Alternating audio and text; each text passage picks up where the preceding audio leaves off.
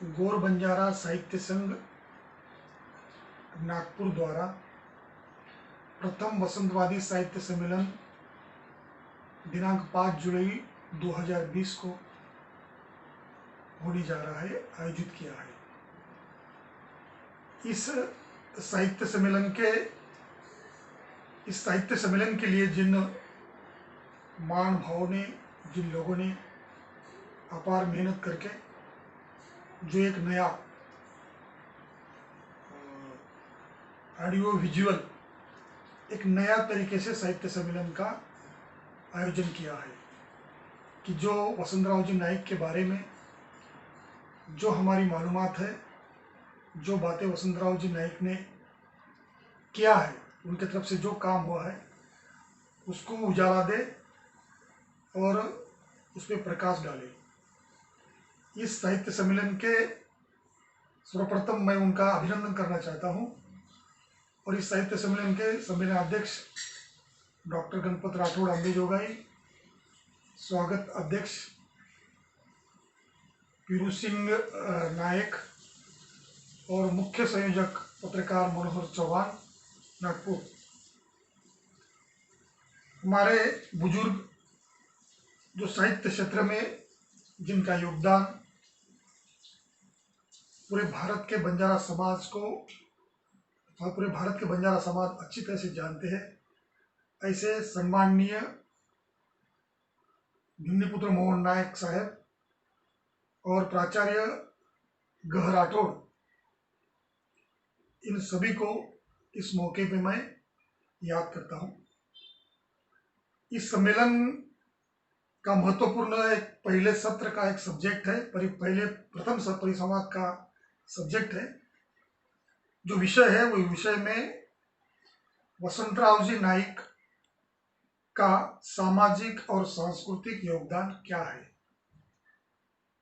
और इस प्रथम परिसंवाद के अध्यक्ष हमारे मित्र बुल्ढाना के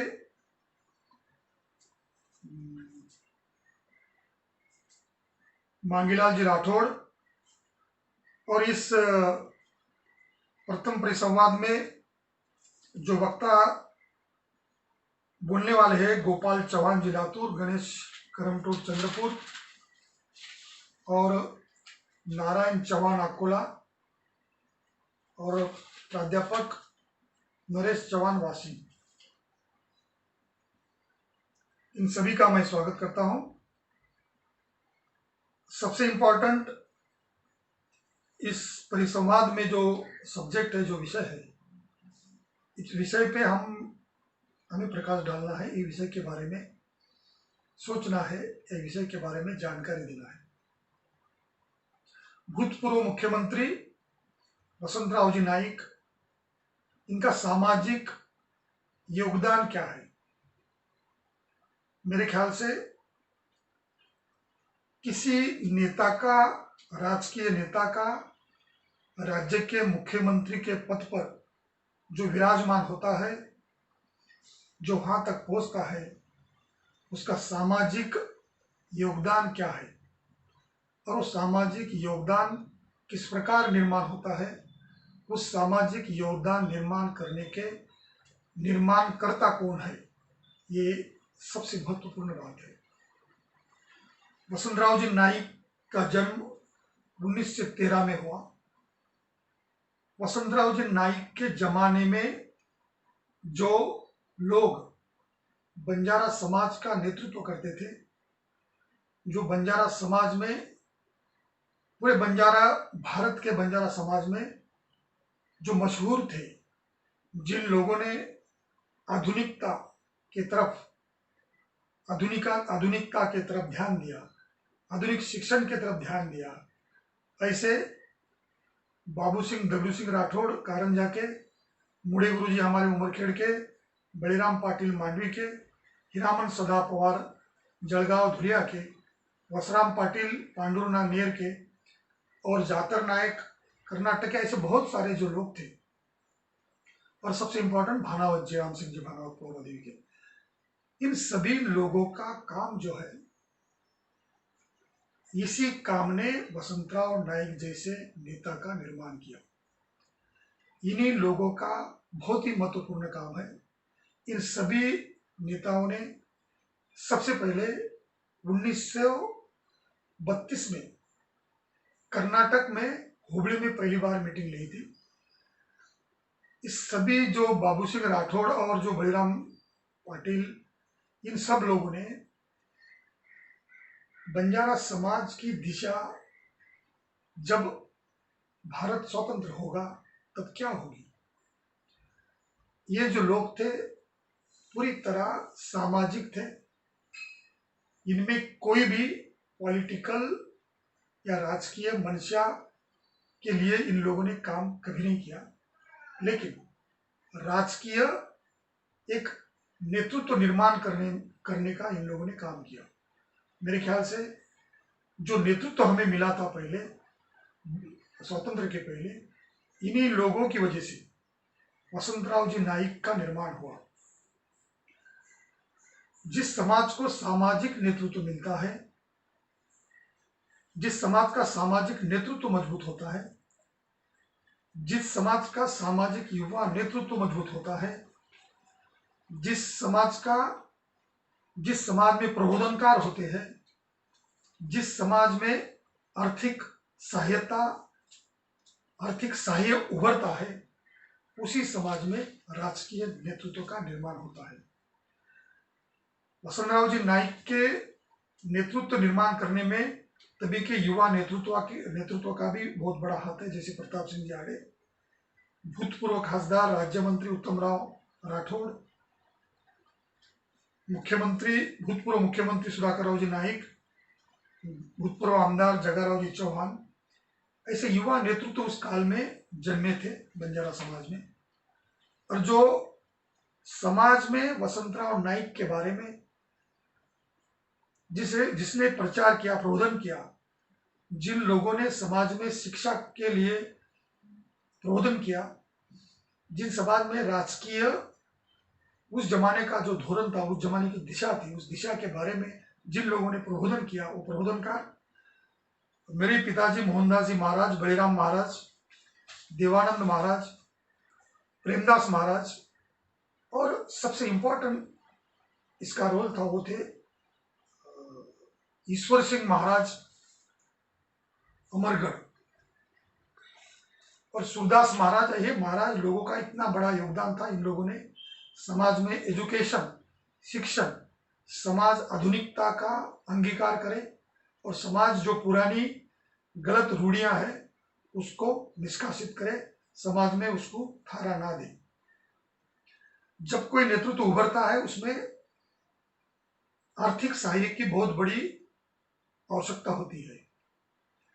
सबसे इंपॉर्टेंट, वसंतराव जी नाईक जब पहली बार एमएलए के लिए, आमदार के लिए 1952 में पुसद मतदार संघ से खड़े हुए, उस वक्त में समाज के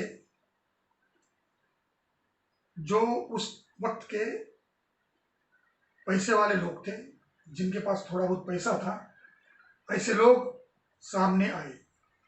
उन लोगों ने आर्थिक सहायता नाईक साहब को किया। उसमें सबसे इंपॉर्टेंट खीरू वालू नाईक बाणोद दराटी उमरखेड़ के रहने वाले हैं। अमरू नायक चिंचोली ढानकी के रहने वाले हैं। देवसिंह नायक बेलदरी, ये मेरे दादाजी है। हीरा जैसा राठौड़ दराटी के है। और अमर सिंह नायक पापलवाड़ी हिवानी माहौर के पास। इन लोगों ने और कुछ पुसद यवतमाल के लोगों ने वसंतराव जी नाईक का नेतृत्व निर्माण हो, वसंतराव नाईक को उभर के आए। और कोई राजकारण हो, राजपाट हो, उसमें पैसा लगता ही है, इन लोगों ने आर्थिक सहायता दिया। सबसे इंपॉर्टेंट, जिन वसंतराव जी नाईक को सामाजिक अधिष्ठान था, उस वसंतराव जी नाईक का काम समाज के सभी समाज के लिए था। महाराष्ट्र में ऐसा कोई समाज बचा नहीं, ऐसा कोई समाज रहा नहीं जिनके लिए वसंतराव जी नाईक ने काम नहीं किया होगा। कोई भी नेता का काम कब दिखता है? वसंतराव जी नाईक के सामने सबसे बड़ा प्रश्न ये था कि शेड्यूल कास्ट शेड्यूल ट्राइब तो बन गए, लेकिन बंजारा समाज जो महाराष्ट्र में था, इन लोगों को कोई शासकीय सहूलत नहीं थी। ये लोग 1961 तक भारत में ओपन कैटेगरी में आते थे, इनको किसी तरह की कोई सहूलियत नहीं मिलती थी, आरक्षण नहीं था। तो वसंतराव जी नाईक ने संविधान के 16(4) और 15(4) के अनुसार जो लोग राज्य में पिछड़े हैं, इन पिछड़ों के लिए आप राज्य में उस वैसी व्यवस्था आप कर सकते हो। कि सबसे बड़ी व्यवस्था नाईक साहब ने हमारे महाराष्ट्र के विमुक्त घुमंतु जाति के लिए की और उन्हें 4% रिजर्वेशन का प्रावधान किया। ये बातें बहुत ही महत्वपूर्ण है। नाईक साहब ने, वसंतराव जी नाईक साहब ने समाज को सही ढंग से पहचाना। समाज की आवश्यकता क्या है, समाज का उत्थान कब होगा, समाज किस स्तर का है, समाज की क्वालिटी क्या है, समाज का एजुकेशन क्या है, समाज किस तरह की स्थिति में है। अगर गांव के लोगों को हम क्या देने के बाद में उसका उत्थान हो सकता, ये पहचान करने की क्षमता वसंतराव जी नाईक में थी। जिन नेता को समाज का पूरी तरह अभ्यास होता है, पूरी तरह उसकी जानकारी होती है, वही नेता सामाजिक काम करता है। वसंतराव जी नाईक को सामाजिक जो गुरु थे वसंतराव जी नाईक के, वो महात्मा ज्योतिराव फुले थे।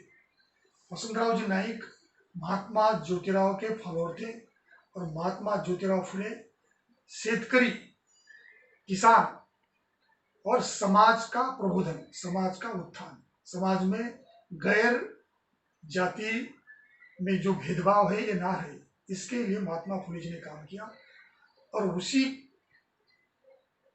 उसी का ज्ञान वसंतराव जी नाईक ने आत्मसात करके उसी के मार्ग पे मार्गक्रमण किया। वसंतराव जी नाईक के लिए हमारे राष्ट्र के, हमारे महाराष्ट्र के किसान सबसे महत्वपूर्ण थे।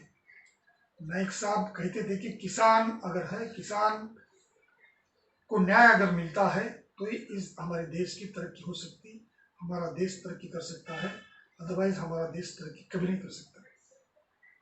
किसान के लिए नाईक साहब ने, किसान के लिए किस चीजों की आवश्यकता है, उस वक्त में अनाज इतना कम था कि लोगों को वो अनाज पूरा नहीं होता था, इसलिए खेती की तरफ नाईक साहब का खास ध्यान था। दूसरी बात, हर तरह का डेवलपमेंट, किस तरह का विकास करने के बाद में हर लोगों को काम मिलेगा, यह सबसे महत्वपूर्ण बात है। इंडस्ट्रियल डेवलपमेंट होगा तो लोगों को काम मिलेगा। इंडस्ट्रियल डेवलपमेंट नाईक साहब के टाइम दौर में चालू हुआ। कृषि का विकास, कृषि विद्यालय, कृषि विद्यापीठ नाईक साहब के काल में चालू हुआ। नाईक साहब ने कृषि विद्यापीठ पे, कृषि पे बहुत बड़ा काम किया। चारों भी महाराष्ट्र के मुख्य कृषि विद्यापीठ नाईक साहब के जमाने में हुए। सांस्कृतिक योगदान के बारे में नाईक साहब का क्या था? नाईक साहब का सांस्कृतिक योगदान के बारे में लोकमत के काफी तजुर्बेकार पत्रकार भावे साहब ने कहा है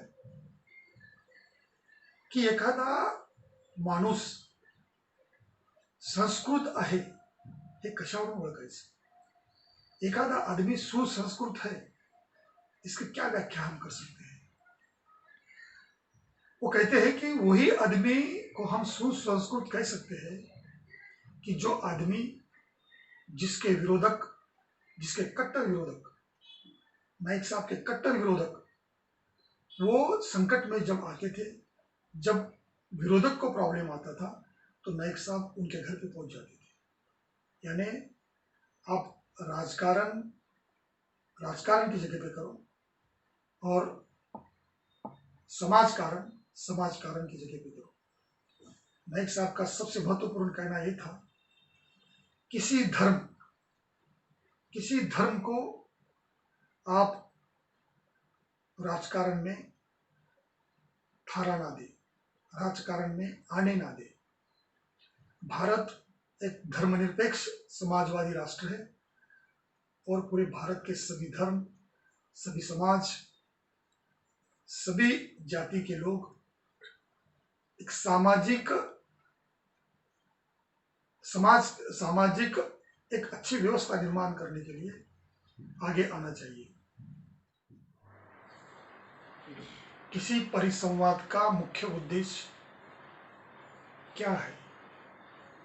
वसंतराव जी नाइक का सामाजिक और सांस्कृतिक योगदान के बारे में हमने जाना, हम सब जानते हैं, लेकिन हमारा उद्देश्य यही होना चाहिए कि आज के हालात में वसंतराव जी नाइक जैसे राजकीय नेतृत्व तैयार हो, जिसे सामाजिक और सांस्कृतिक अधिष्ठान हो, जिसे सामाजिक और सांस्कृतिक अंग हो। ये सम्मेलन लेने का मुख्य उद्देश्य यही होना चाहिए। वसंतराव जी नाइक तो थे, लेकिन वसंतराव जी नाइक जैसे लोग, वसंतराव जी नाइक के जैसे नेतृत्व निर्माण हो, ये सम्मेलन का मुख्य उद्देश्य वही होना चाहिए। आज के हालात में